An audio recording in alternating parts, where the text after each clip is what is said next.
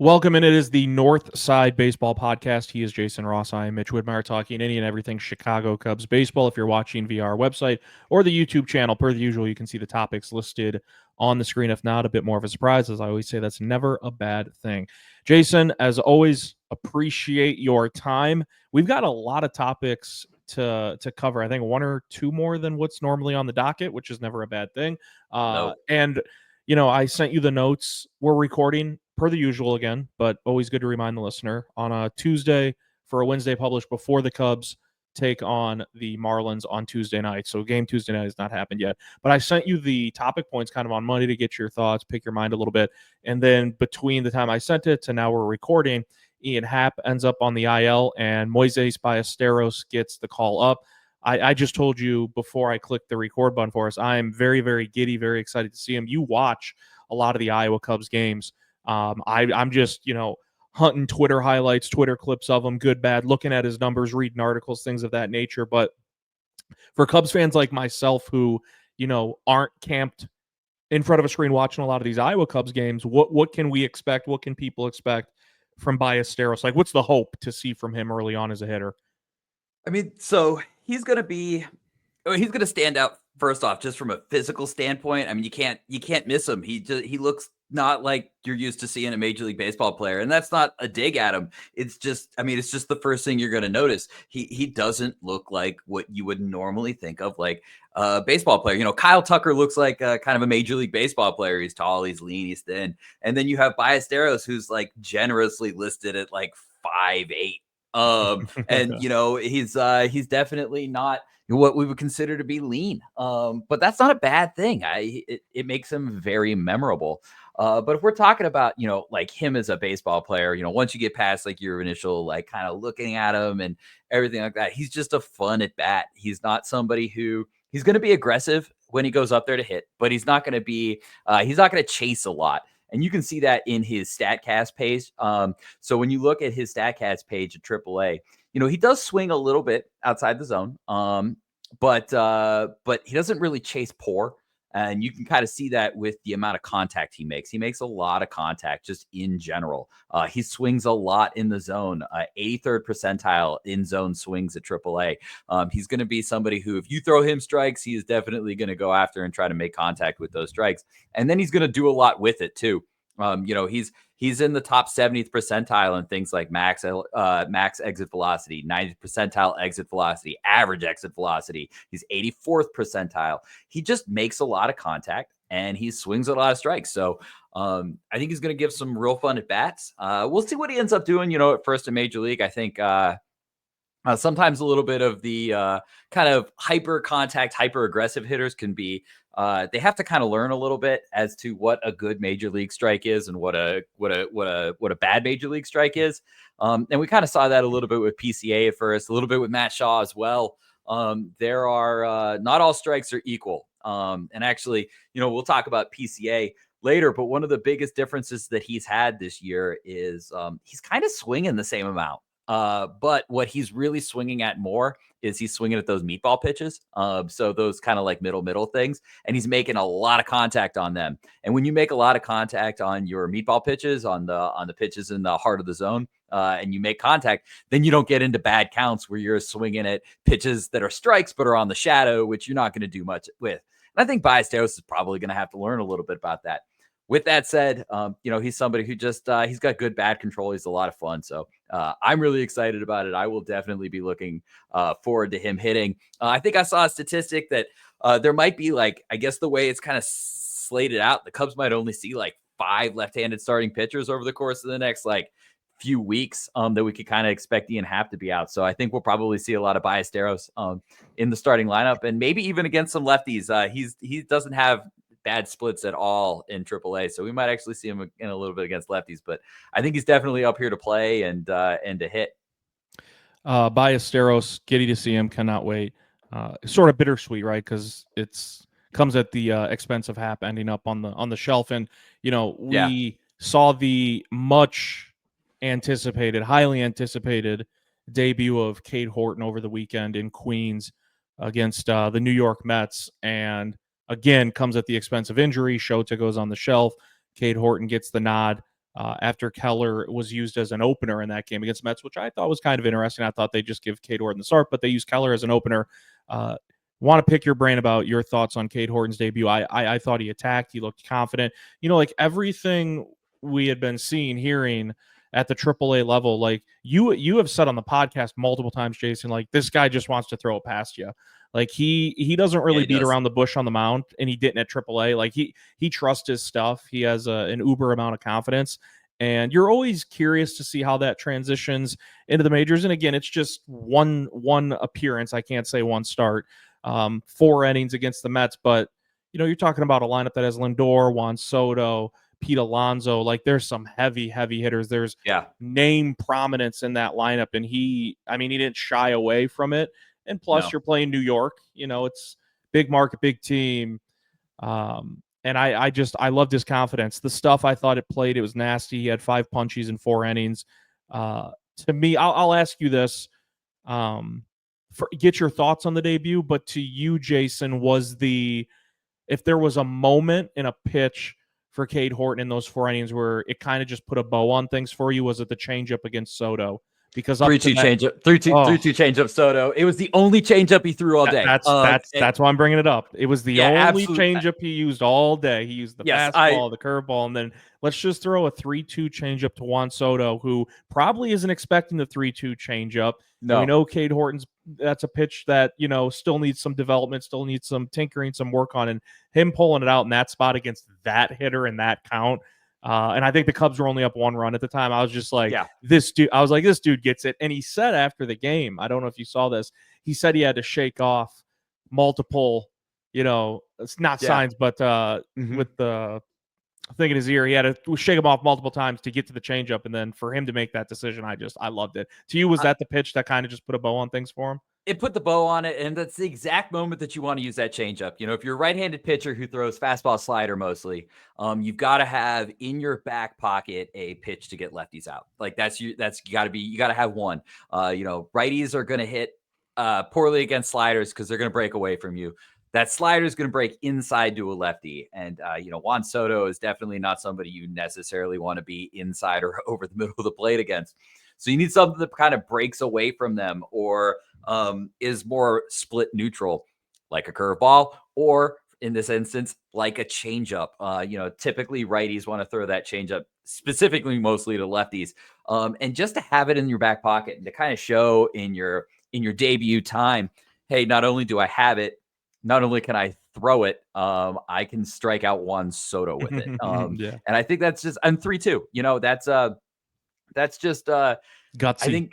It's gutsy. It's a gutsy call. I love it, and I think it just adds a little bit to that scouting report. I think I brought up that one of the guys he kind of reminded me of in that aspect was Kyle Hendricks the last time we talked. And Kyle Hendricks would do that. He'd go hard on that sinker, that 2-seamer, and that changeup all day. And then he'd throw that one curveball that came out of nowhere, and he'd get guys swinging on it. And it wasn't his best pitch, and it wasn't his favorite pitch, but he'd throw it 4 times a game. You never knew when it was coming. And I think if Cade Horton can just do that enough with the changeup and the curveball, he can get away with a heavy dose of fastball slider and not kind of succumb to the issues that I think we kind of saw with like Hayden Wesneski and Adbert Alzolay, heavy fastball slider guys who just could not get lefties out as a starting pitcher. And, Cade Horton's going to definitely lean heavily into that fastball slider combination, but having a curveball, having a changeup that you can kind of mix in against lefties every once in a while and just say, hey, it's here. Hey, I've got it. I think that's going to kind of be one of the reasons why he sticks in the rotation, and maybe somebody like a Wesneski was always kind of fringy with it, or Adbert Alzolay had to go to the bullpen because he just couldn't figure it out. And neither of those guys could with the Cubs figure out that other pitch. I haven't checked in on Wesneski for a while, and it kind of started off well with the Astros. I don't know how it's going for him. But with the Cubs, it was always kind of a struggle. Overall, thought Horton was great. ERA is going to look inflated. He hung that one slider to Brett Beatty. And he just hung it. He left it up. You want to bury that a couple inches, probably below where the zone was. And he left it right on the bottom of that zone where that bat path is going to get into. And the wrong hitter, Brett Beatty he was hot. He had a great series. He hasn't been good as a pro, but he had prospect pedigree, and you kind of left it to the wrong guy right there. He left a couple other pitches kind of in the hittable zone, and we can nitpick on a couple of those. I think there was a sinker. I think he got away with a little bit against. I think it registered as a sinker, but it was maybe a fastball. Every once in a while, Savant kind of reclassifies things, but he left it a little inside, and I think it was the first at bat to Soto where Soto kind of pulled it. I think grounded out to second base on it. Probably don't want to leave him there, but if we're getting to the point where we're like, oh, he left this one pitch kind of in a bad place, we can do that for every starter, every game. Nobody throws it perfect all the time. That's just impossible. Overall, thought it was a good one. 9 whiffs, 5 strikeouts, 4 innings. Wasn't walking people left and right. Wasn't struggling to kind of find the zone. Didn't really lose it at any point. One of the jams was not really even his fault. I'm not going to blame him for the catcher's interference and everything like that kind of went down. But I thought it was a good start. And now, next time through the rotation, he's getting the underbelly of the schedule instead of seeing like 2 Hall of Fame talents as your first 2 hitters in the first inning, which is probably why they went with Brad Keller as opposed to Cade Horton. That's just a really tough first inning with a little bit of nerves. But I thought it was a good start. I'm glad you thought it was too, and I'm not kind of out in my own world. Just as somebody who's watched a lot of Cade Horton, I kind of felt like you probably could have given up 8 runs, and I'd still be telling you why it was a good start. It's kind of like seeing your child grow up a little bit, but I don't know if you were able to watch the game. I think my other favorite part, other than the changeup, was the first second that they showed his family on the TV. I don't know if you ever caught that, but his dad looks exactly like Cade Horton. It was amazing. Really? They didn't have to flash it up. They had like his whole family up. They got like 9 people up. And there was one older gentleman with a white goatee sitting there in a hat. And boy, Cade, if you're out there, you and your dad look identical. Like identical. I think it was my other favorite moment because I think somebody put it on Twitter. It was one of the other Cubs prospect guys, might have been Brad or Greg Huss.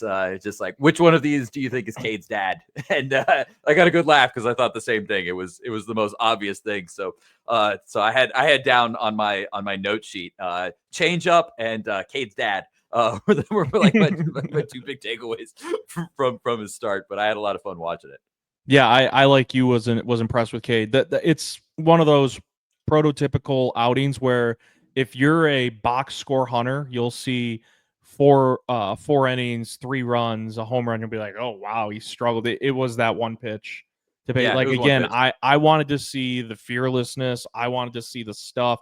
I wanted to see how it played. I wanted to see him be as aggressive with Lindor and Soto as he was with the bottom of the order, and we saw all of that. And you brought up the scouting report. The one real sneaky part, and I'm sure it didn't play into his decision, but the sneaky part that you can take away from throwing that 3-2 changeup, Jason, is it is one more thing that other lineups have to prepare for now when they seed Cade Horton. It gives them extra homework. And if you have to put more on the plate to prepare for a guy like Cade Horton, it makes it all the more better for Cade Horton. And so just knowing in the back of their minds, like, hey, he threw one changeup his entire 4-inning outing, and it was a 3-2 changeup to Juan Soto that produced a strikeout. Like, be aware, it could, he could bring it out at any given moment or in a big spot. So I think having that on the report is good for Cade Horton moving forward. So I'm optimistic, excited. Obviously, liked what I saw from him. It's cool to see these highly touted prospects getting an opportunity on a Cubs team that's competitive, that's leading the National League Central. Again, it comes at the expense of injuries to Happ and Shota Imanaga, but you expect both those guys to be back at some point in time. And then you're starting to make decisions like, we'd like to see Cade stay up. If Ballesteros is tearing the cover off the ball, are the Cubs going to be in a spot where they're like, well, sending him down isn't going to do any good? Like, we got to find a spot or a role for him. So it'll be interesting to see how all of that plays out. Northside Baseball Podcast, Mitch Whitmire, Jason Ross with you. However you're tuning in, we always appreciate it. PCA, one of the domino effects to Ian Happ hurt ending up on the shelf is you need a leadoff hitter. And whether this is we would assume it's a short-term filler because I think Ian Happ, his on-base percentage has been phenomenal this year. So far for the Cubs, I like him in the leadoff spot. But PCA is getting a taste of being at the top of the order, Jason. And for me, like, the good with PCA batting leadoff is, if he reaches first, single, walk, whatever it is, he can be at second on the very next pitch. And all of a sudden you have your leadoff hitter in scoring position with no outs. Like, that's the good with PCA. You also know the good, like the guy's double digits in home runs, and we're in the middle of May. Like, he truly, at least so far, has shown, one swing, he can put it in the seats. He's never going to be like a 40 home run guy, but as a leadoff hitter, right? It's like, hey, one swing, this guy has the capability to put it in the seats. The not so good is, I think we've harped on this a couple of times, and it's not, raining on the parade. PCA has been incredible this year, but if there is one thing you got to see, at least in my opinion, start to kind of turn a corner at some point, the chase rate is really, really, really not great with PCA. And I think it's a small sample size of him leading off at the top of the order, but it's just not ideal to have your leadoff hitter have the chase rate and the chase percentage that PCA carries with him at the current moment. And it's really, when I was looking, it's kind of all over the zone, higher in the zone on fastballs at times. Like, I would imagine, like, you want to buckle that up as best as you can if you're PCA in the Cubs, but trying to pinpoint where to start might be difficult. He's been a very, very free swinger so far this year, which again is not, there's a lot of good with having him lead off. The speed, again, like I said, if he gets on first, he can be on second the next pitch, but the chase rate does worry me for someone at the top of the order, even if it's a temporary role until Ian Happ gets back. Yeah, that's kind of one of the problems with him. I think, one of the things I wrote down is long term, I don't think leadoff is really his place, which is kind of weird. When you think of somebody as fast as PCA, you kind of think like that's you gotta hit one. But I think that's kind of that old school kind of, maybe we're not really thinking about rosters nowadays. I think, like, if in a perfect world, right, without kind of some of the guys we have, he probably is like a really good 3 guy, which seems odd. But no hitter comes up with runners 2 out and nobody on base more than the 3 hitter, just because they're guaranteed to come up in the first inning. If you get the first 2 guys out, that's a guaranteed spot. Where those strikeouts might kind of mitigate themselves, or his chase mitigates himself, because he doesn't strike out a ton, but he chases a ton. And that's kind of one of those things. And as I was just kind of looking at it, I kind of alluded to it before. One of the places that he's made big strides on is swinging at better pitches in the zone. And you can see that because his contact percentage, basically the same as last year. Or it's up, but I'll talk about why. But his like in zone contact, it's kind of the same. His swing percentage, basically the same. He's looking in the zone the same amount, but he's swinging a lot more at meatball pitches, like 7% more. So when he's getting those big fat pitches, he's going at them at a very high rate. And that's good, because those are pitches he's going to make a lot of contact on. He's going to put that ball in play. He's not going to chase, because he's getting ahead of that. Where he struggles is he expands the zone like crazy. And he's probably not like an ideal leadoff guy. And I don't think he's ever really going to be a great chase guy. He kind of tends to go through these cycles. I think we're about to hit one right now. These like ups and downs, these peaks and valleys, kind of like Dansby Swanson as well. Where I think when things are going well, he turns almost too confident in himself. Like, I can hit everything. And then bad things happen when you think you can hit everything. Even if you're making contact a lot on out of zone pitches, you can't do much with them. And we even saw that dating back like 2 weeks ago. He had a couple home runs that were like below the strike zone by a couple inches. Those are bad pitches. Those are just not good pitches. You can't do much with them. Yeah, it was really cool. He hit like one in the basket. He had a double the other way on one of them. But you keep doing things like that, eventually your luck's going to start running out, and you keep chasing, you keep expanding your zone in those places. It's not going to go well for you. And I think he's probably getting into a little bit of that zone right now. I think he's still fast enough to where he's still capable of being offensively good. I think what's going to help him out is kind of just the awful pitching that we're going to see. The Marlins are like the worst pitching staff in baseball right now. They're horrible. They're just really bad kind of across the board. And really no shade to the Marlins, but not even necessarily their pitching. But there were a few guys who they played last night. I was like, I have never heard of Liam Hicks. Yeah. And I know a lot of baseball guys. I know a lot of baseball guys, and like Liam Hicks, I was kind of like, I don't know Yeah. if that's a real person. Is this like a MLB The Show created player? Like they put in their lineup. I've never really heard of them. And their pitching staff's a lot of the same way. Where you just got guys like Cal Quantrill is still in the league. Yeah. I remember When he was with when Cal Cleveland. Quantrill. Yeah, I remember when he was a big prospect a decade ago, Yeah. and then kind of fell off as a prospect a while back, and he's in the Marlins rotation, and it doesn't look like he's going anywhere right now. I And think Alcantara has been struggling big time. he's been awful. Big He's been time. awful. Really bad. Really, really bad. I think PCA is going to get bailed out a little bit from that. I think everybody is, which is just good. It's nice when we're talking about, oh, the Cubs are playing Cal Quantrill instead of like the murderer's row of pitchers that they faced for such a long time. So they'll get a little lucky on that. So I think things will be able to maybe even out for somebody like PCA. Like I said, I don't think long term it's the best spot for him, but currently I got no problem with it. I'm kind of pretty blasé on lineup construction as is. I think I mentioned it before. Just kind of as long as you're not doing like ridiculous things like putting Tucker in the 9 spot. You're fine. You can kind of really like whether it's PCA up front or Nico Horner. I don't think it really changes a ton. Your expected run output, best at bat, the biggest at bat can sometimes come in weird spots in a game, anecdotally. So absolutely,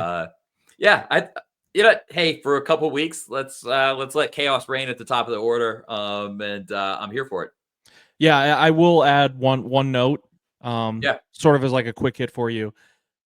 The only reason I don't want to say it surprised me at all that they put PCA in the leadoff spot with Happ on the shelf, but I think it was interesting, Jason, if you look at it from the perspective that he looked so comfortable and was in such a groove in that 6-7 spot. And when asked about it, he said on multiple occasions how easy it was to hit in the lineup and how being at that 6-7 spot, like he didn't feel any pressure. And I think it's a good, just because it is temporary and we know it's temporary, I think it's a nice little, let's see how this looks. Let's see how this works out type thing. Just because it is temporary. But I did think like, man, he was in such a groove, looked so comfortable in that 6-7 role that moving him up. I just thought it was somewhat interesting. I'm not questioning the decision. I'm perfectly fine with it too. No. But it does, like being at the top of the order when you're leading things off, it adds a little more weight to your shoulders if you're PCA. Yeah, it probably does. PCA kind of comes off as like, I know he's feeling comfortable. It feels like you kind of put PCA anywhere and like he's going to feel a little comfortable. He just he gives me that vibe where, like maybe he's like, maybe it's that he's a duck where, if you watch a duck on water, everything looks good, but their little feet are going 1,000 miles a minute. But he kind of just gives off that kind of confidence that you put him anywhere and he'd be okay mentally. I think of it, it's kind of like a nice reward. Like, hey, like you had a great season, you've made strides. We love the listening to changing your like mechanics up. He's wider this year. He's using the heavier bat. He's definitely taking feedback and coaching really well. And so kind of as almost kind of like a little bit of a reward. So hopefully it'll like be like that type of a thing. But yeah, he definitely was he was hitting really well where he was, and he definitely said he liked it. So hopefully he likes being at the top of the order for a few weeks. He doesn't shy away from the spotlight. I'm sure he'll no, he doesn't figure it out. And like you said, it helps you get, no offense to these teams, but you got the Marlins for 3, then the White Sox for 3, then the Marlins again, the Rockies, Reds are all peppered in there. Like, it should help them out. Northside Baseball Podcast, Mitch Whitmire, Jason Ross with you. Ryan Presley and the struggles, I guess the questions, kind of wondering, should he be the closer? Is he the closer? Can he be the closer? If you stretch things out and, the calendar turns from August to September to October, and the Cubs faithful is hopeful that they will be a major part of that postseason picture, right? Once things turn to October. And I think we talked about Ryan Presley a couple podcast episodes ago. Maybe it was like 3 weeks ago. I don't remember exactly, Jason, but I remember telling you somewhat like, I look at his StatCast page, and even that is, concerning. Like that Yeah. there's a lot of blue. Like the StatCast Yeah, page, it's a you lot can of blue. look at it and you can say, wow, that's concerning. That'll point out, some clear struggles that are being had. But I remember telling you, like, sort of as like a secondary or a tertiary piece to this. I truly believe in sports. There are certain times you can even like take out numbers and just use your eyeballs for judgment in Mhm. certain situations. I just am not crazy about what my eyeballs are seeing when I watch Ryan Presley. And I know before the implosion last week against the Giants, he had strung together some clean outings, but it was clean when you looked in the box score. Like there were still times where, there was a couple hits, walks peppered in here and there. And it's just, maybe we're asking, for too much. And, bullpens can be volatile at any given moment. But if I can't sit here today, Jason, I can't.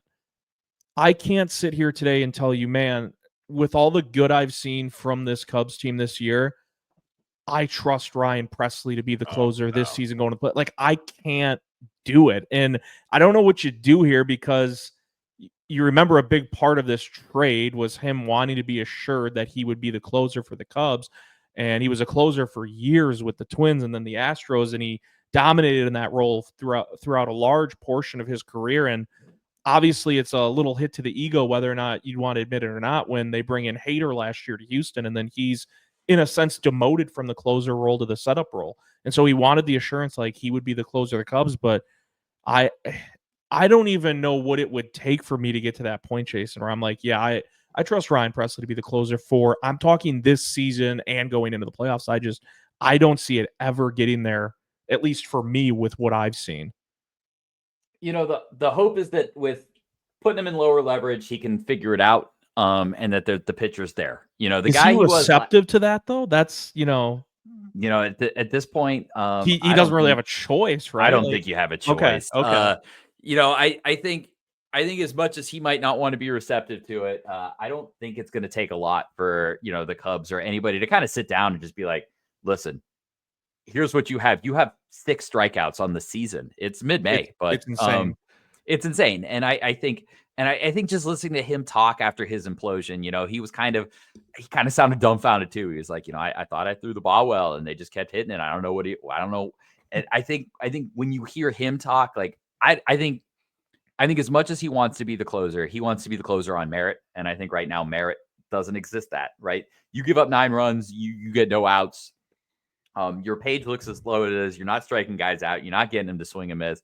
He knows, right? He knows that there's something wrong right now. So the hope is that you put him in low leverage. There's something to fix, right? There's something to fix because when you go on a StatCast page, I mean, everything looks terrible. It's everything's bad. There's nothing good there. The fastball shape is bad. The slider shape is bad. The results are bad. The velocity is down. There's just nothing really there. Everything is kind of shifting and moving, and he's not throwing it where it probably should. And whether that's because he's gearing back to get that velocity where it's at, and this is what's happening. It's creating strange movement and shapes and everything like that that is not good for him. I don't know what it is, but it could be a mechanical thing where he does a tweak, he fixes it, and there's still a guy there. I would not put him back into the closer role now. I would put him back in a couple weeks. I think he's got to show you something for a little bit. But I think also with the way he's looking there, he's on a 1-year deal. And I truly believe that there's no such thing as a bad 1-year deal. All 1-year deals are good because either they play well, which is awesome, or they don't, and you can move on when you need to. And I'm not advocating that they need to move on from Ryan Presley today. But I do think that at some point, we're going to have to try to figure out, is this Ryan Presley who's fixable, or is this Ryan Presley? And if this is Ryan Presley, this is not a playoff bullpen arm right Mhm. now. He doesn't look like a playoff bullpen arm, and but that doesn't mean he isn't fixable. It's a handful of innings. Even though the ERA looked good, we knew that the kind of processes weren't prior to this. The explosion, sometimes an implosion can lead to fixes internally. Also, I think just maybe not seeing Murderers Row every single time is going to help. So over the next month, the Cubs have weak offense after weak offense after weak offense. You put him in some low leverage situations, 6th inning, 7th inning stuff. You let him kind of work through it and you see where you're at, because, I think, a lot of times we think the bullpen's bad right now. And one of the things that I like to highlight is kind of like that Giants game where he imploded. We remember Ryan Presley that night, but we don't think about Drew Pomeranz and was it? I can't remember if it was Hollowell or Cosgrove. It was one of those guys pitched an inning or two. Flexen pitched that night. It was Flexen. That's what I was thinking of. Flexen pitched. Porter Hod pitched. We had 6 other relievers who didn't give up a single run that game. Yeah. Nobody else gave up a run. They gave up, I think, in their 6 innings, 5 base runners. But we don't think about that. We think the bullpen blew the game, but the bullpen didn't blow the game. Ryan Presley blew the game that day. And, we can, I hate putting it all on him, but when 6 guys give up no runs and 1 guy gives up 9 runs, well, it doesn't record an out. Yeah, it doesn't record an out, right? That's on you, Ryan. And I think Ryan knows. So if you can take that implosion and you can look at it internally and you can say, okay, what do I need to do? How do I go back to the tape? How do I fix what I need to? Where's my mechanics wrong? Where can I do something? There can be growth out of that, but a lot of that comes down to Ryan. I don't know Ryan. My hope is that Ryan is the kind of person who looks at that kind of an outing and says, all right, let's sit down and do it. Good news is he got a strikeout in his most recent appearance. It was in the 6th inning in a blowout.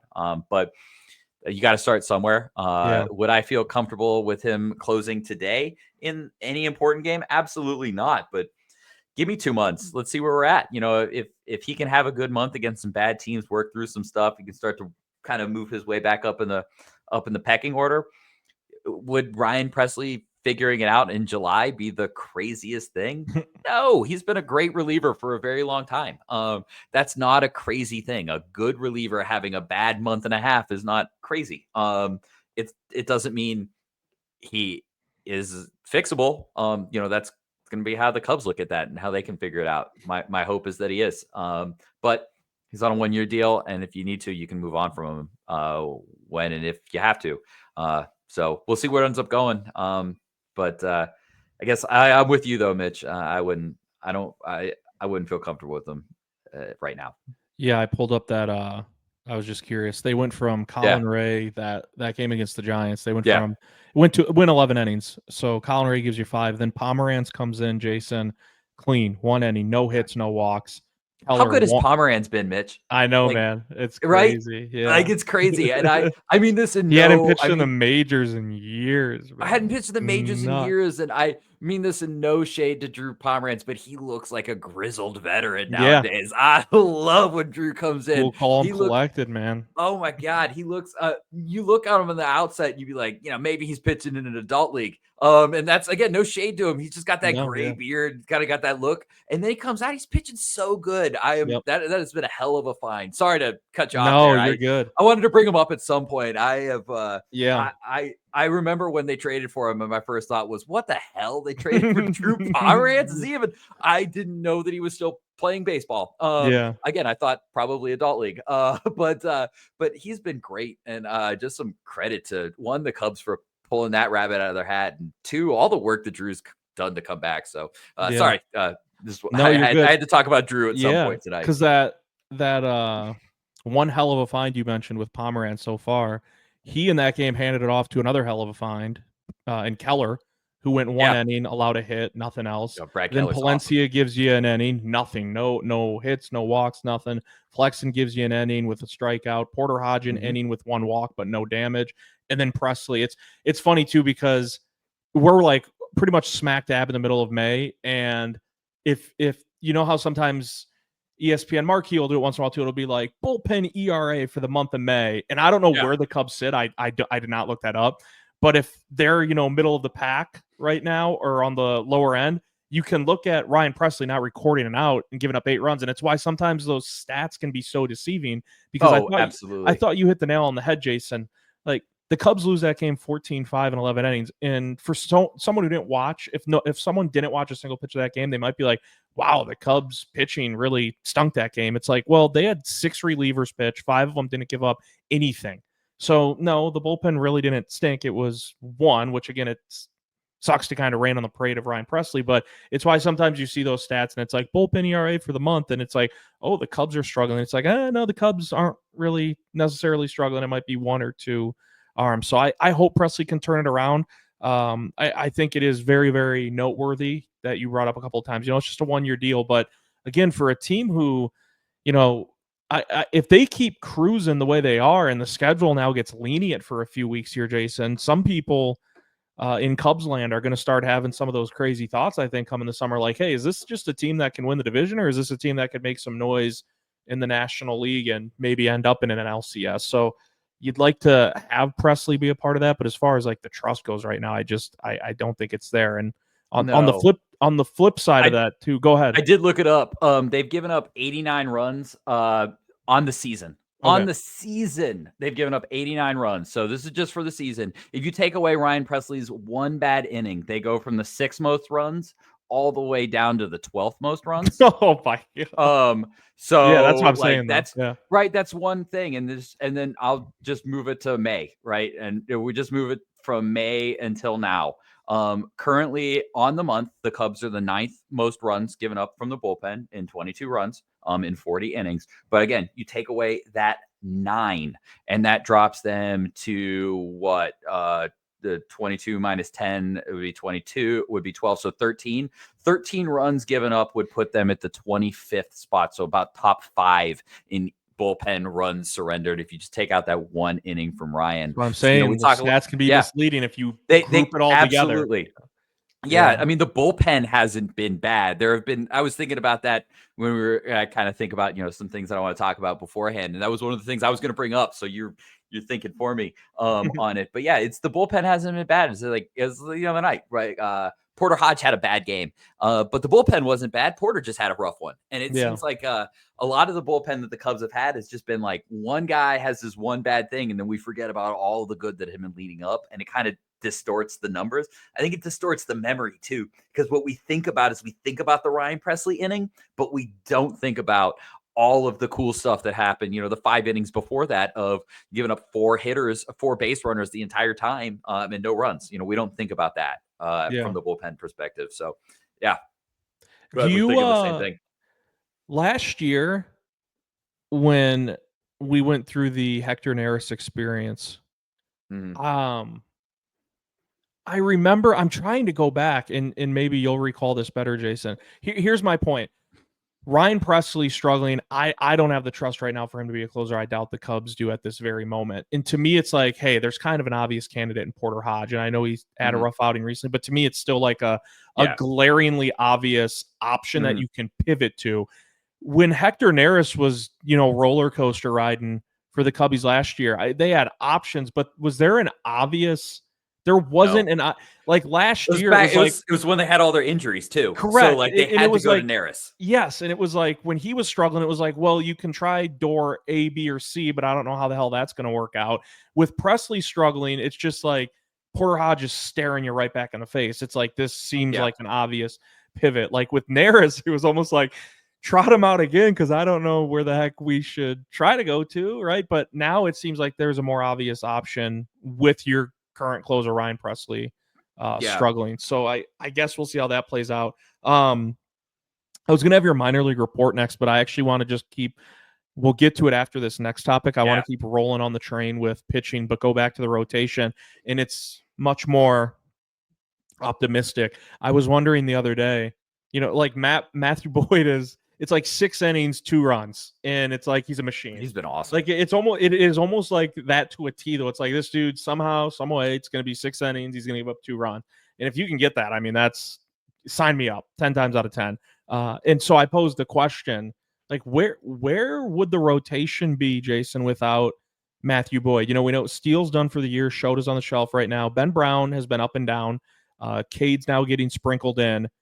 Matthew Boyd has been the model of consistency, both for the rotation as a whole, Jason, as like a stabilizing force while there's been injuries and young guys trying to, get their feet on solid, stable ground, but also with his performances. It's like twofold with Matthew Boyd.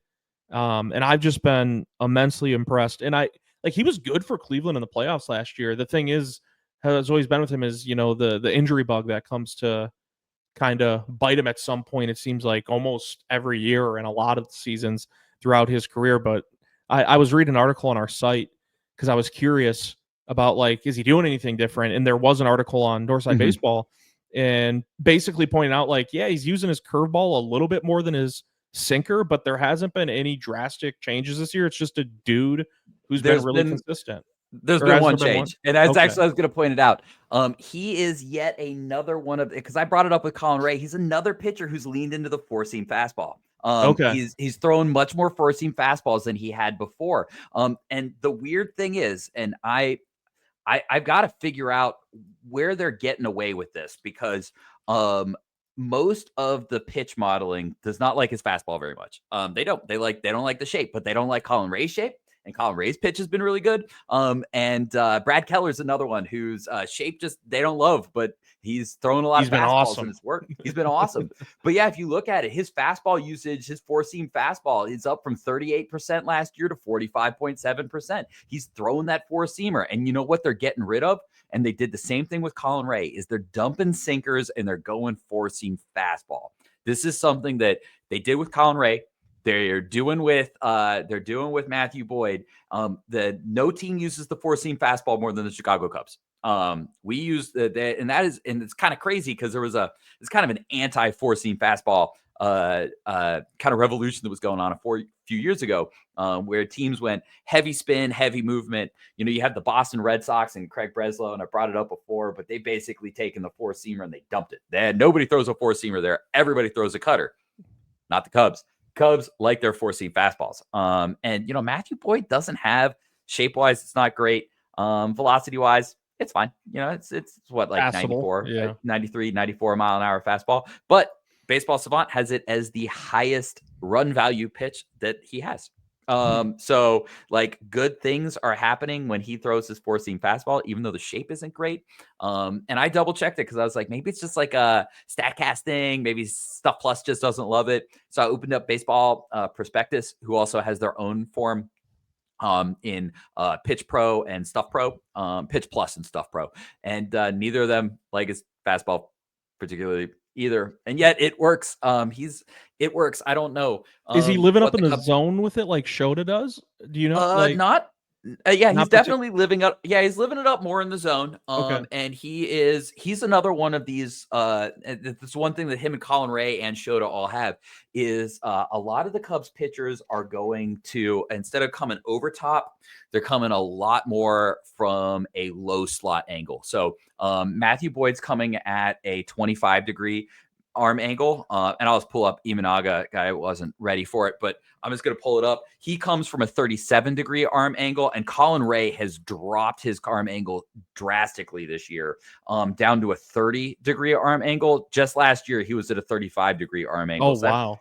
that's a big difference. And what that does is when you drop it, it creates arm side run. So for a righty, that's going to run in on a righty. For a lefty, that's going to run in on a lefty. But he's definitely throwing that fastball up.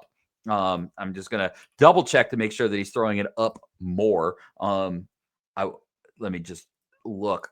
But it's actually, he's threw it up last year. So it's less that he's throwing kind of more up. It's more just he's throwing more fastballs. Yeah. It's working. But I think it works. When we talk about the launch angle revolution with hitters, that's designed to hit pitches that are low at the knees because it gives you a larger window and pitches down in the zone. Well, where are you going to throw your sinker? You're going to throw your sinker low. That's kind of where that pitch belongs. Most people throw that at your knees. That way it'll kind of dive out of the zone. But when you miss a little high, that falls right into that launch angle area.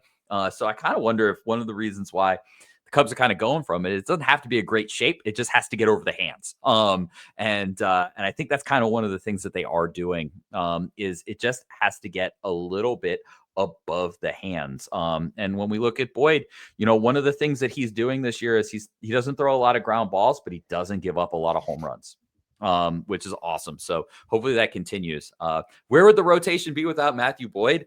We'd be at Colin Ray status. And listen, you turned me on to Colin Ray earlier this year. You were his biggest I champion. warned you though. I warned you. I know. Though. I kept poo-pooing, man. I said at some bad. point I feel like it's not. If you need Colin Ray to be a starter in your rotation start to finish, I don't like that. But in spurts like this, I kind of think he should probably be a starter the rest of the year. I like what they've done. He looks like a different dude. And there comes a point when I start believing in it. And when you have as many changes as Colin Ray has had, and you jump on his StatCast page, it's not perfect, right? It's not perfect, but there are big changes from last year. Do I think Colin Ray is going to be like a number 3? Absolutely not. Do I think Colin Ray is an inning eater that you can put in that 5 spot for the whole season? Yeah, I kind of do. And I didn't believe that going into the season. I thought Colin Ray was going to be like, kind of swingman guy, but he looks useful in this new drop down, throw the fastball a bunch kind of thing that he's got going on. It kind of works. And yeah, if the Cubs have him in the rotation all season, I don't think it's a disaster. If you would have said that at the beginning of the year, I would have been like, oh, someone wrong. Yeah. If he's in the rotation the whole year, that's an upgradable spot. But I think you go to the playoffs with Colin Ray as your 5 starter with the changes that they've had. I like him. So, but also that's not where I want my rotation to be. So, thank you, Matthew Boyd. Big time. Thank you, Matthew Boyd. He's been sensational, and you just hope that keeps up. Yes. Your minor league report. This will be interesting this week because every week you do this. I always tease it by saying I just kind of like force you. I mean, I didn't really have to like force you to talk about Cade Horton and Moises Ballesteros. A, you enjoy talking about them. B, their performances warranted it. But I always nudged you in that direction, right? I was always like, man, Moises Ballesteros staring up. Cade Horton, another solid outing. You can't really talk about those two right now because they're both coming up to the big league level. So where are we starting at today with the Cubs minor league report? Can't tell if the Cubs are trying to make my minor league report easier or harder. I want to start with another pitcher, though. We'll just go to Cade Horton 2.0. That's Jackson Wiggins. If you are not following along with Jackson Wiggins, please put him on your prospect list right now. As Cade Horton comes up, he is my number 1 arm in the system. I love Jackson Wiggins. He went 7 innings the last start at South Bend. I can't confirm this. I've looked at it. I can't exactly confirm it, but the announcers at South Bend believed that it was the first time a pitcher at South Bend had gone 7 full innings since 2018. Wow. Former Cubs first round draft pick Brendan Little went there. Just shout out to Brendan Little. He has actually made himself into a really good reliever with the Blue Jays this year. Age 28, finally made it to the major leagues. Credit to him because he looked like a bust forever in a year. And he is a really good reliever this year. So good job, Brendan Little. But Wiggins goes 7 innings, strikes out 9, walks nobody, 87 pitches, 20 whiffs. Absolutely nasty. He was disgusting. He looked so good. I was shocked they sent him back out for the 7th. He hit 97 miles an hour in the 7th inning. He hit 101 on the gun in the first. This is a dude. Same scout who recommended Cade Horton, recommended Jackson Wiggins. If you don't know his backstory, he was a 2nd round pick in 2023, coming off of Tommy John. If you look up his minor league, his stats at Arkansas, they were bad. He was not good at Arkansas, but that was because he only pitched through his sophomore year. Headed into the fall of his junior year, he was slated to be their Friday starter. And if you don't know much about college pitching, Friday starters, that's where you put your best guy. Even though he didn't look good his sophomore year. Sophomore to junior is a big jump for SEC pitchers. It just every year, just a big jump. In his fall instructs in his fall league, big reports were coming out that his stuff was looking really good and his control had made big jumps. Then he blew his arm out. Cubs picked him in the 2nd round. Ty Nichols, same guy. He's also the lead scout on Jordan Wicks. So if Ty Nichols picks a guy, he's a dude. Feel good about it. Yeah, Wiggins has had a great year too. So even though he's had the great last start, but on the season, he's got a 1.71 ERA. He is striking out 29.5% of his hitters. The walks are a little inflated, but he gets a lot of ground balls. You can ignore that. He's really fun. Definitely put him in your back pocket. I think he's going to get a promotion to Tennessee pretty quickly, which I hope they do, because covering Knoxville right now is rough. There's just like, it's hard to care about many players there. And I say that as the prospect guy, but like there's a couple of pitchers that you can get a little excited about, like in Will Sanders. Grant Kipp is a guy who got an interesting slider, but you look at their lineup and it's like Pedro Ramirez is kind of interesting, a no power, all hit tool infielder, and then BJ Murray on his second life after getting sent down from Iowa last year, and the rest of it is pretty uninteresting in terms of like prospect wise. And I don't mean to kind of dump on any player, but if we're really looking at like track record compared to pedigree, compared to where industry thinks, Knoxville's just kind of rough. Another name we want to pay attention to is Jefferson Rojas. Jefferson Rojas burst onto the scene 2 years ago. Had a great year in Myrtle Beach as an 18-year-old. Got promoted to South Bend last year. Had a first 3 weeks. He's killing it. Kind of fell off. It was okay. He was very young for his age. Body's maturing. Power wasn't there. Approach was, though. So those are some good green flag things. Started off this season on the IL with I think it was a hamstring. Wasn't looking great when he first came out of that, but he missed most of spring training, so you can forgive that. His numbers have exploded over the past week. He was one player of the week, offensive player of the week for his league. Hit 3 home runs. He's up to 4 home runs on the season, a 149 WRC plus, great approach. He's probably also looking for a quick promotion. He's already done South Bend. So seeing that he's kind of in his second go around, just crushing the baseball, I don't think he's going to be down there for very long either. Christian Hernandez had a nice week. As well. He probably feels like another promotion. South Bend is, I talk about it every week. They've got so many good names and they just lose every game. They're the weirdest thing. You said that. Yeah. It feels like every week you're like, I love the roster's loaded, but they don't win. I love the roster and they lose all of their games. Just looking at it last week, they lost 4 out of their 6 again. They do this but they have so many dudes fun are still names. Producing though. That's all we care about. Yeah, they still produce. I expect there's actually probably a handful of South Bend Cubs that'll get bumped to Knoxville. Rojas probably, Hernandez feels like one. I think Brett Tower probably does too. He didn't have a great week last week. I was gonna say it took you longer than usual to bring him up. That's your he didn't have a great week, so I was gonna bring him up. I like to celebrate my wins and recognize my losses. So he didn't have a great week. Ball just wasn't landing, wasn't a great week, but I also don't think he's probably too far away from a promotion. He's crushed the league all year. He's looked really good. So I would expect him to probably get up to the Southern League in Knoxville soon. Carter Trice is another one who probably gets a promotion. So I think a lot of the guys that I like in South Bend, they're probably, a few weeks away from a promotion in Knoxville, which will make them really interesting. Couple other names just that I saw, would take a jaunt to Iowa for a second. Owen Casey looked pretty good last week. Still striking out a little bit too much, hitting the ball hard though. I like that. Jordan Wicks had a nice bounce back, 5 innings pitched, 5 strikeouts, changeup much better. Start before he didn't have the changeup, went heavily to the curve, and that just doesn't work for him. He's a fastball changeup guy with sparing curve usage. He does not need to be a fastball changeup curveball all a third of the time guy, and we saw that the start before didn't work. This start mostly fastball changeup, whiffs way up, outcomes way up. So good for Jordan Wicks. Matt Shaw, it's still kind of good games, bad games. I feel like he's kind of diving into the ball a little bit. He's hitting still a lot of stuff on the ground. I'd like to see him start getting some air under it. He still only has the 1 home run since he went back to AAA, so it's still just not entirely there yet. Ty Southazine, if you want a little bit of a deep cut name, just got promoted to Myrtle Beach. He was the Cubs' 4th round draft pick last year. Drafted as a shortstop. Don't think he's a shortstop. Don't think he has the arm for it. Probably more second base than anything. Good hit tool. Looking really good so far. Walking more than he strikes out. Ball's not landing, but it's like 25 plate appearances. You brush that off really easy. Myrtle Beach is a hard place to hit. I like the approach. He's kind of an interesting guy. He had a commitment to Tennessee, which is good SEC school.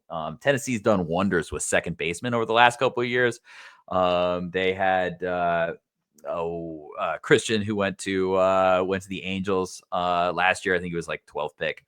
Really good little second baseman. They've got another shortstop second baseman, probably going the first round this year. And so to buy him out of a Tennessee commit at that position, that's a win. It's a win for the Cubs. And then, just to kind of end it on a little bit of a bummer note, because I like to be positive, but also kind of point out some of the guys who didn't do well. Yeah. Nazier Moulay has been somebody who has had a really good season down in Myrtle this year. He got hit around in his last start.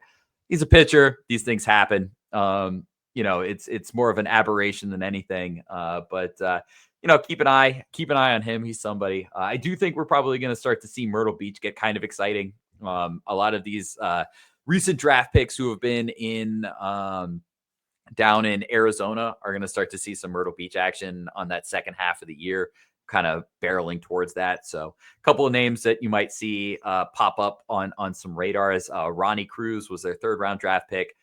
Eli Lovich is probably somebody, is a really deep cut. This is a really deep cut one for everybody. If you're a real prospect sicko out there, Eli Lovich is my name. There's going to be a few people out there like, hell yeah, brother. I know. Hell yeah. He was the 11th round pick last year. He was, I believe, another Ty Nichols guy. So I can't confirm that right now because I'm kind of going a little off the cuff. He definitely came from the Ty Nichols area. Ty Nichols does a lot of work in that, kind of the Great Plains Midwest region, Kansas, Oklahoma. That's where Cade Horton, Jordan Wicks, Wiggins was out at Arkansas. He was, I think Lovich was Oklahoma, or Kansas. Tall, lanky outfielder, two-way prospect. They drafted him in the 11th round. He's going to hit. He kind of has that Owen Casey build a little bit. This isn't like necessarily a real good comp, but just kind of like looks wise, it reminds me a little bit of like Cody Bellinger, tall, lanky, thin outfielder. Maybe he can add some weight to that, or maybe he just stays lanky, kind of like Cody. But he feels like he's a guy who's got a lot of tools. I think he's going to spend most of the year in Arizona. We might see him at the very end of the year at Myrtle. But if you want like a real deep cut prospect sicko name, Eli Lovich is my guy. I like 11th round picks. That's usually where you take your most confident third day kind of like high school guy. And the Cubs have done that. Zahir Hope was a guy they drafted 2 years ago. They traded him in the Michael Busch trade to Los Angeles, the Dodgers, and he's been great. He's gotten all sorts of prospect hype. He was another toolsy 11th round prep guy, and I'm not trying to throw the Cubs under the bus. I love Michael Busch. If you trade an 11th round lottery pick for a Michael Busch, you win that trade 99% of the time. As Zahir Hope turns out to be, an all-star outfielder, that's kind of the price you pay on a lottery ticket. Most of the time, your scratch-offs win you nothing.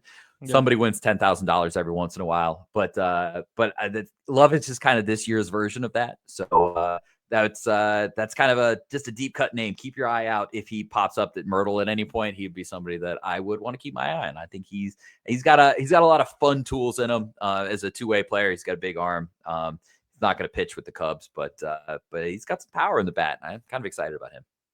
Want to throw one more thing back your way.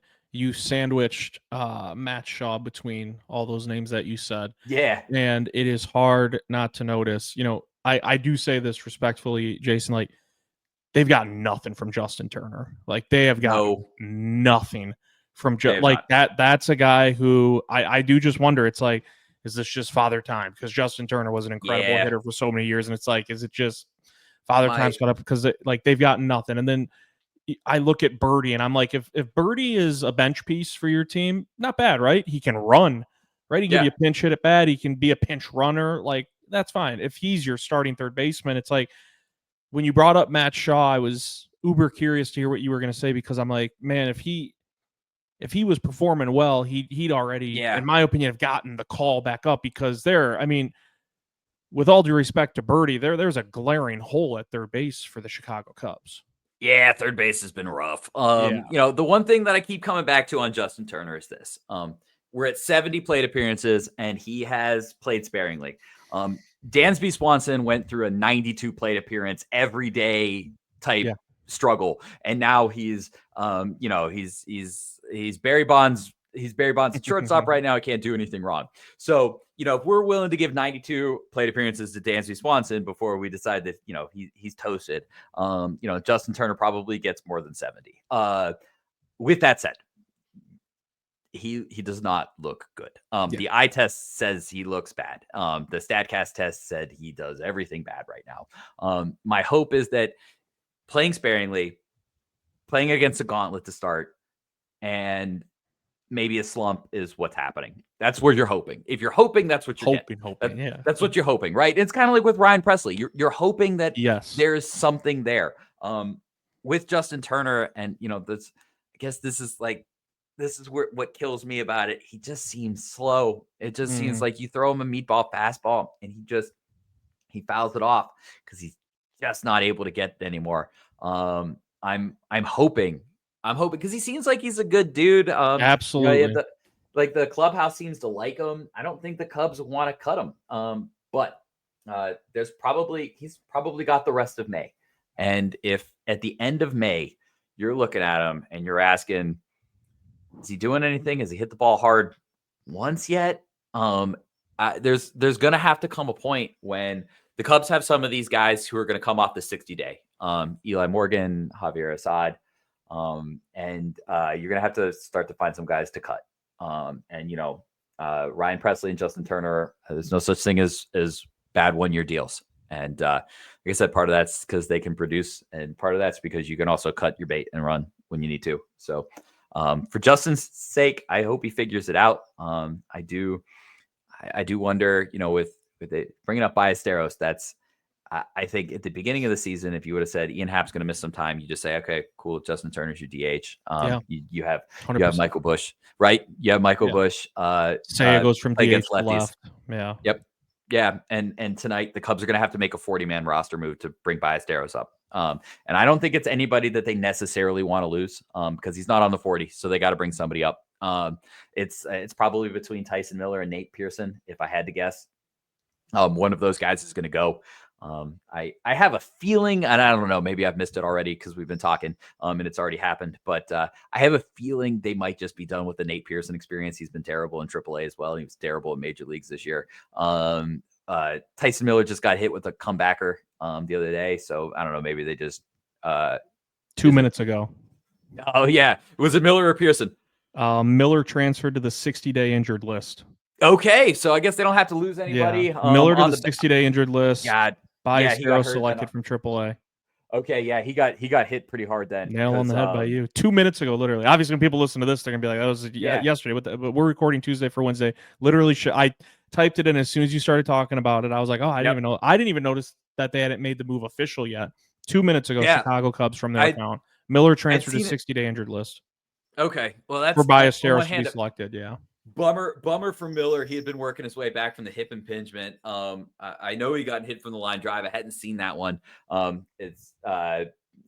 in my busy season with state testing. So I haven't been able to watch as many innings as I usually do. I know he had gotten hurt. The bummer that he got hurt that bad. Hopefully it's okay. Good to see Ballesteros up. Nice not to lose anybody long term. I thought it was between Miller and Pearson. So glad that they didn't have to DFA Miller. He looked pretty good last year. So it's we're timely about that. Last time a couple weeks ago it was Seiya Suzuki who got pulled right before when we were on the podcast. This time it's Tyson Miller. So tune into Northside Baseball Podcast for breaking news. Want to finish up just kind of a simple little topic here, and we've hinted at it, we've talked about it. The Cubs wrap up that series against the Mets, and I use that as sort of like the stopping point. Sorry, breaking news again. Jackson Wiggins promoted to Knoxville. So there you go. You got that right. That just happened right now as I pulled up my feed. So again, turn into Northside Baseball Podcast. We break breaking news a day late because you're listening to us tomorrow. That's awesome. Using the Mets series, not because it just concluded, because the Mets are a first place team. They're good. They should be a playoff team. Before that, it was the Giants who were off to a great start too. And I'm using the Mets point as the stopping point because of their record, how good they've been. So the Cubs exited Sunday 23-18. They beat the Marlins on Monday to move to 24-18.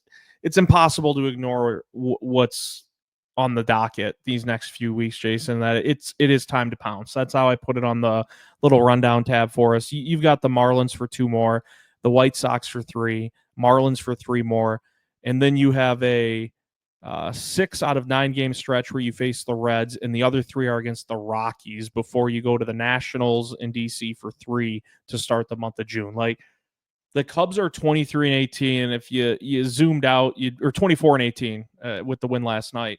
And if you zoom that out, you'd be like, oh, that's a pretty good start. But if you look at the schedule like we have, like, it is incredibly impressive that they're 24-18. And I know they're only a game up on the Cardinals, who have won 9 of 10. The Cardinals are on a 9-game win streak right now. They were 14-19. Now they're 23-19. I'll be honest, and you can tell me whether or not I'm wearing my Cubs goggles.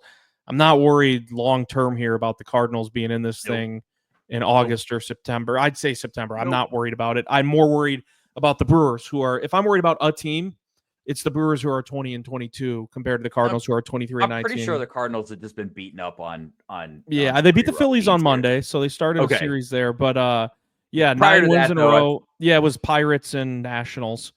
Yeah. So, and they concluded a series against the Mets with a couple W's. But yeah, Pirates, Nationals, then series opener in Philly, that's impressive win. But yeah, I'm not overly worried. The main point here is the Cubs, Marlins, Reds, Rockies, Nationals, taking you all the way to June. There's no Dodgers, there's no Padres, there's no, if you think the Brewers are still the boogeyman, there's no Brewers, there's no Phillies during this stretch, there's no Mets during this stretch. This is the time to pounce. I am hoping that, there's a long way to go. This is a marathon, especially in Major League Baseball with how long the season is, the regular season.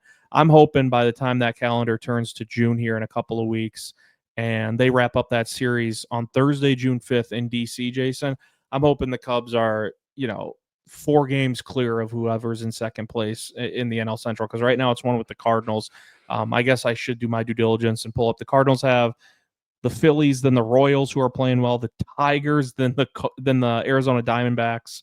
Yeah, so it's a tougher road ahead, which everything levels out, right? The Cubs just had a brutal April schedule. My point is I'm hoping by the time we're early that first week of June that we're talking about a Cubs team playing red hot baseball, and a lot of it is, hey, the Cubs are good, and part of it is that schedule in May really, really eased up with who they got to play.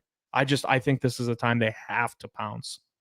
Yeah, it's I think it's a good time to pounce. It's also, I guess, it's a good time to be hurt as well, in a weird sense. Like, I'm not advocating for players to get injured, but yeah, if you're gonna miss Shota, if you're gonna miss Ian Happ, you might as well lose him in this month, right? The Cubs are gonna get a good look at Cade Horton. They're gonna get a good look at Moises Ballesteros. Sorry, words are hard today. But they're gonna get a good look at these kids, and they're not going up. They're not asking them to go out on the West Coast and play the Dodgers and the Padres back to back. They're gonna spend some time at home. They're gonna see the Marlins pitching staff. They're gonna see the Rockies. They're gonna see the Reds. Can I say one thing real quick? Yeah. Entering Sunday, I'm sure you were aware of this. I saw entering Sunday, the Rockies were on a trajectory to be worse record-wise than the White Sox of a year ago. That is, God, I'm not even like that is alarming, man. That is Rockies, alarming. I saw Kyle Freeland be pushed like to near tears last week at his post-game presser, talking about how frustrating things have been for him, for the Rockies this year, and how desperately they want to turn around. They just don't have. They don't have the tools in the toolbox. They just don't. No, and I mean, they don't. It's to be trending. To be hired their manager. That's going to fix it. Yeah. I was at Dave Roberts. Someone one manager came out after that firing and said, like, yeah, that wasn't the problem. No, it's not. It's not the problem. And someone's got to be the scapegoat, though. No, the Rockies. Listen, the Rockies are one of my favorite organizations in sports because, I think one of the things that we kind of see across Major League Baseball since, if we go back to the Billy Bean and kind of, the kind of revolution that we've seen, the Moneyball revolution, most teams between now and then have figured it out, right? Yeah. They're all kind of base equal. I know a lot of fans will be upset at Jed Hoyer whatever. But for the most part, Jed Hoyer is about the same as almost a lot of these other guys. If you don't have like an Andrew Friedman type running your team, you probably have a pretty good understanding of analytics nowadays. And then the Rockies do whatever it is that they do, which is basically ignore, at this point, Logic. 25 years of logic and data that says what you need is you need a numbers guy who runs your team. So what do? They go out and they fire their VP last year, and they're going to change. They just hire his assistant. And I don't understand what the hell they're doing. I think at one point, and it was 100, at this point, it feels like 100 years ago. But it was like in the late aughts, like leading up to like 2020 or so, they had spent like $500 million for negative WAR. Like, what are you doing? Like you could, like, that's replacement level. That means that should be free. Like who, like they're, it's like back in like the Gerardo Parra days, like if you want to, kind of throwback name there. It was like all those guys. Or the other year when they refused to trade John Gray at the deadline, even though he wasn't gonna re-sign, and then they didn't even offer him the QO, so they got nothing for it. And he bolted to Texas, was it? Wasn't it? Yeah, Texas. They would have gotten a comp pick for him. They refused to do that. He wasn't going to take the offer, but they didn't do it. They signed, and I feel bad for him, but Chris Bryant. They signed Chris Bryant. That contract. Yeah. Horrendous. They refused to trade their like 38-year-old like career year closer Daniel Bard, and then they re-sign him, and he's horrible. Like go figure. Like these, but like every other numbers team would have been like, dude, you just trade your 38-year-old closer. You guys are like in last place. Like trade him, get something for him. Nope, they signed him to like a 3-year extension. And I don't, I feel bad for the players because those players don't deserve to be on a team this bad. They like to win, but the Rockies are kind of getting like they're reaping what you sow a little bit. With that said, I keep being weird, Colorado. I'm here for it. I love they offer us a little bit of a difference every year because most of the time you can figure out where most of these teams are doing nowadays, and then the Rockies are over there in a corner being really weird. Oh man, they're being so weird. I love the Colorado Rockies. From an observer standpoint, if you guys are big X users or Blue Sky, Dan Szymborski, he's the father of Zips, the projection system. He his follow and his feed, he goes off on the Rockies every once in a while, and in awesome and weird ways. Yeah. That's one of my favorite things. So if you need a good follow out there online, Dan Szymborski is a personal favorite of mine. Great stuff. Great baseball mind. Weird posting in the best way. But he will make your feed a little bit better of a place. Yeah. Time to pounce though, right? Rockies are part of that, right? Rockies are part of that. I love. Sorry about that tangent on the Rockies. Sometimes that was awesome. Hey, every once in a while, there's just something weird that's 100%. Out in the world, and we got to point it out. And the Rockies don't get enough love for being weird. Somehow, what is funny too? Like they not the firing of Bud Black. Like that sucks for him. No. It's funny that like every single person was like that wasn't the problem. Like that's not going to change anything here. And the Rockies do the move anyways because they had to do something. Like they had to go to the panic button. We got to do something here. Did you see who their interim? Did you see who their interim bench coach is? No. It's former Rockies manager Clint Hurdle. Like the Rockies are amazing. They fire their coach and then they hire a former Rockies coach that they fired like 3 years ago. He's now their bench manager. He's one ejection away from being a manager every game. Because the Rockies are weird and they can't do anything normal. That is wild. I love weird sports and weird teams, and the Colorado Rockies are peak weird sports right now. Yeah, man, but for Rockies fans, that's got to be absolutely. It has to be miserable. I hated when the Cubs were bad from like 2021 to 2020. This is this like incompetence to the highest. It's incompetence. It's horrible. I mean, this is just like this isn't like I didn't like when the Cubs were winning 70 games. I mean, the Rockies are on pace to win. It feels like 35 right now. And it doesn't feel like there's really any hope there. They're 7-34. We really went off on a tangent, but I love this. They're I'm okay with the 34, and they have a MLB worst run differential of -129 in its May 13th. That is, I'm trying to see who has real quick. The second worst run differential in baseball. Again, the worst is the Rockies at minus 129. The second worst run differential is the Marlins at minus 72. So almost half of that. The Rockies are just getting bludgeoned. It's not like, oh man, they're in these games late. They just can't. No, they're getting bludgeoned. They're getting absolutely beat. It's bad. I feel, and God, they're not even. They also have the worst record against under 500 teams. Yeah. Oh yeah, that's crazy. One last point on the Rockies because this is crazy to me. 4-game stretch last week, Jason. Yeah, they lost 10-2 to the Tigers, 11-1 to the Tigers, 13-9 to the Padres, 21-0 to the Padres in a 4-game stretch. 4-game stretch, they go 0-4 and they give up 10, 11, 13, and 21 runs. Ugh. That's insane. I guess if you're a position player with the Rockies and you ever wanted to pitch, this is your year. You're getting at least a couple innings this year. Joey Gallo, where's he at? He's becoming a pitcher now. Coming back as a pitcher. The Rockies will have a job for you, Joey. There you go. Pretty sure the Rockies have a job for you and me right now. That is brutal, man. They are. I was just looking. They are currently 3-23. Against teams who are over 500 and 4-11 against teams who are under 500. That's crazy. I mean, they play the Cubs at the end of the month, 3-game series, May 26th to the 28th at Wrigley. Cubs should be, unless something really crazy goes on, Cubs should be a over 500 team for a 3-game stretch that they face. Yeah. Cubs have 2 left with the Marlins, then a nice little weekend series at Wrigley on the north side against the Southsiders, the Chicago White Sox. This has been the Northside Baseball Podcast. He is Jason Ross. I am Mitch Woodmeyer. We always appreciate you tuning in. We will see you next week.